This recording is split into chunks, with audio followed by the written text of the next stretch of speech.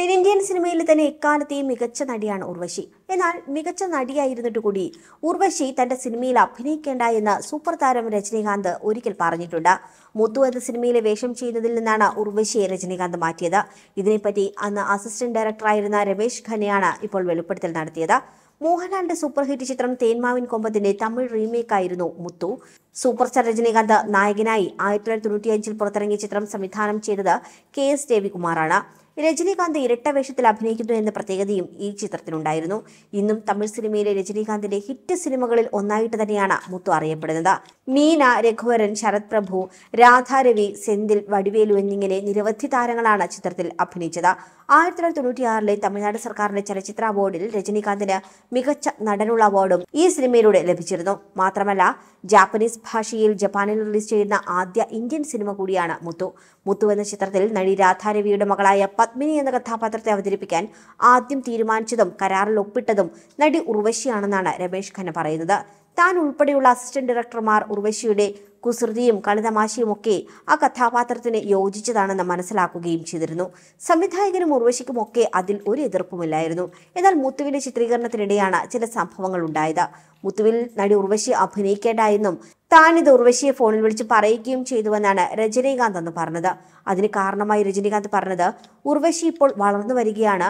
അങ്ങനെയുള്ളപ്പോൾ ഉർവശിയെ ഇത്തരത്തിലൊരു supporting role ചെയ്യിപ്പിക്കുന്നത് ശരിയല്ല.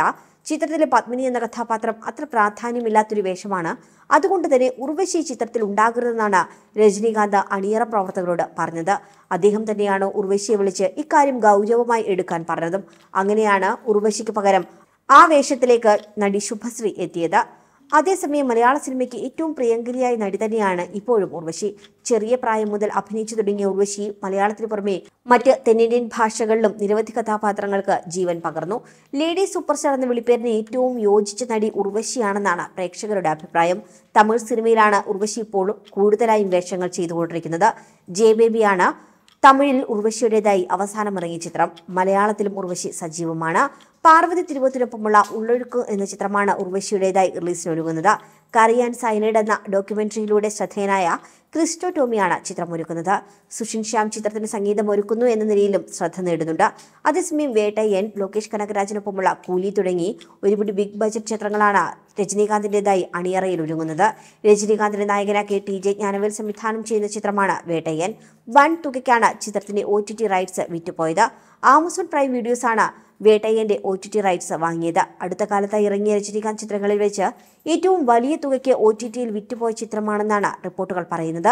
ജയ് ഭീം നേരിട്ട് ആമസോൺ വഴി OTTയിൽ എത്തുകയായിരുന്നുവെങ്കിൽ വേട്ടയ്യൻ തിയേറ്ററിൽ റിലീസ് ചെയ്തതിനു ശേഷം മാത്രമേ OTTയിലെത്തൂ. ചിത്രം ഒക്ടോബറിൽ റിലീസ് ചെയ്യുമെന്നാണ് വിവരങ്ങൾ. മഞ്ജു വാര്യരും ഫഹദ് ഫാസിലും വേട്ടയ്യനിൽ നിർണായക കഥാപാത്രങ്ങളെ അവതരിപ്പിക്കുന്നുണ്ട്. കൂടുതൽ വാർത്തകൾക്കായി B4 Blaze ഫോളോ ചെയ്യൂ, സബ്സ്ക്രൈബ് ചെയ്യൂ.